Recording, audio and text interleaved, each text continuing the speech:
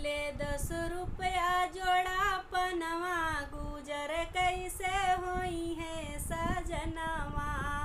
हो गईले 10 रुपया जोड़ा पनवा, गुजर कैसे होई है सजनवा। सास बिकी जई है ससुर बिकी जई है, सास बिकी जई है ससुर बिकी जई है। बिच जई है ननदा नगीना, गुजर कैसे होई है सजनवा। बिच जई है ननदा नगीना, गुजर कैसे होई है सजनवा। राधे राधे, नमस्ते, प्रणाम। और मैं सभी भाई बहनों से रिक्वेस्ट करूंगी कि आज रात 10 बजे मैं लाइव आऊँगी। मेरा फर्स्ट लाइव है, तो प्लीज़ मेरे चाहने वाले जो हैं मेरे लाइव में जुड़ जाइए।